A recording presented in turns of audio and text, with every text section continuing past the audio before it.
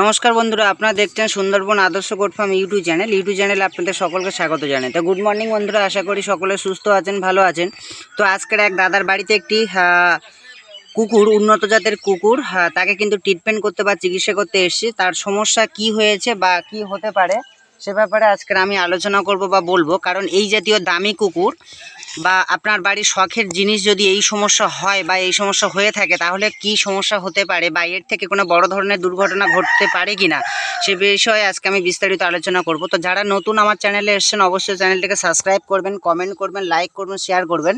কারণ আপনাদের একটি কমেন্ট বা লাইক আমাকে কিন্তু বেশি বেশি ভিডিও বানাতে উৎসাহিত করে বা আগ্রহ করায়। আর যারা এই ভিডিওটি দেখছেন, বলবো ভিডিওটি কেটে কেটে দেখবেন না, পুরো ভিডিওটি দেখবেন। তাহলে কিন্তু যাদের বাড়িতে এই জাতীয় কুকুর আছে তারা কিন্তু অনেক কিছু বুঝতে পারবেন বা জানতে পারবেন। তো মূলত আমাদের গ্রাম বাংলা মানুষের একটা ধারণা আছে, তার বাড়ির পোষা কুকুরের যদি গলার আওয়াজ বন্ধ হয়ে যায় বা সাউন্ড বন্ধ হয়ে যায়, বা বাইরের কোনো মানুষ যদি বাড়িতে আসে, যদি সে ডাকতে না পারে বা চিৎকার না করতে পারে, সেক্ষেত্রে বাড়ির মানুষের বা আশপাশের মানুষের একটা ভ্রান্ত ধারণা আছে, সেটা হচ্ছে যে কেউ হয়তো মন্ত্রশক্তি দিয়ে কুকুরের গলার আওয়াজ বন্ধ করে দিয়েছে। কিন্তু আমি বলছি 100% এটা কিন্তু ভুল ধারণা, ভ্রান্ত ধারণা। এই ভ্রান্ত ধারণা বা ভুল ধারণা থেকে বেরিয়ে আসুন। কুকুরের যে সমস্যা হয় সেটা হচ্ছে ঠান্ডা লাগা।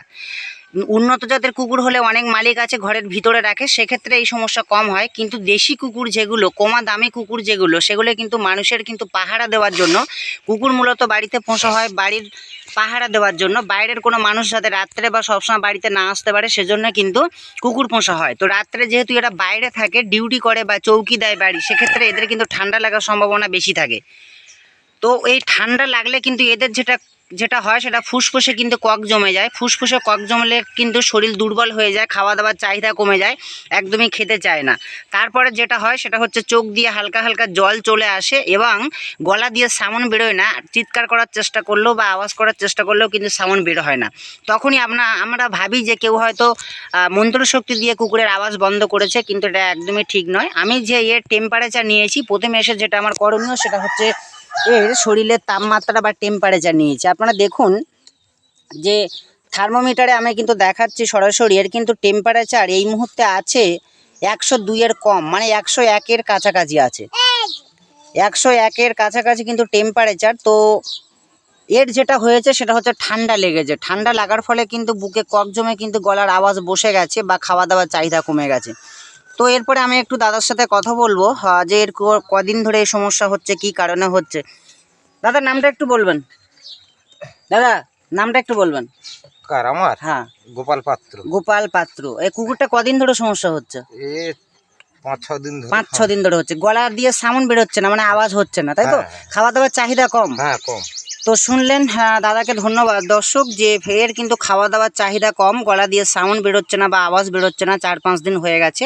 চোখেও দেখুন জল বেরোচ্ছে, অর্থাৎ ঠান্ডা লাগলে কিন্তু এই সিমটমগুলো দেখতে পাবেন। টেম্পারেচার কিন্তু 102-এর নিচে নেমে যাবে, চোখ দিয়ে হালকা জল আসবে, খিদে কমে যাবে, খাওয়া দাওয়ার চাহিদা থাকবে না। এর থেকে বুঝবেন যে ঠান্ডা লেগেছে, তার জন্য কিন্তু গলা বসে গেছে, আওয়াজ কিন্তু সে জন্য বের হচ্ছে না। এর যদি সঠিক রোগ নির্ণয় করতে পারেন, সঠিক মাত্রায় মেডিসিন দিতে পারেন, তাহলে কিন্তু 3 থেকে 4 দিনে রিকভারি হবে বা সুস্থ হবে। এর থেকে কিন্তু কোনো সমস্যা হবে না বা বড় ধরনের দুর্ঘটনা হবে না। গলার সাউন্ড ফিরে আসতে কিন্তু 3 থেকে 4 দিন টাইম লেগে যায়, কোনো কোনো ক্ষেত্রে 1 সপ্তাহ লেগে যায়, কিন্তু কোনো বড় ধরনের দুর্ঘটনা হবে না। তো আপনার বাড়ির শখের জিনিস বা দামি জিনিস, তাকে আপনি আদর যত্নে পালন করেছেন, বড় করেছেন। তো এই সমস্যা হলে অবশ্যই পার্শ্ববর্তী ডাক্তারবাবুকে দিয়ে ট্রিটমেন্ট করাবেন, চিকিৎসা করাবেন। সঠিক মাত্রায় মেডিসিন দিলে, সঠিক রোগ নির্ণয় করতে পারলে কোনো ধরনের দুর্ঘটনা হবে না। তো ভিডিওটি আর দীর্ঘায়িত করব না। আপনাদের সকলকে সুন্দরবন আদর্শ গোট ফার্ম ইউটিউব চ্যানেলের পক্ষ থেকে নমস্কার জানাই।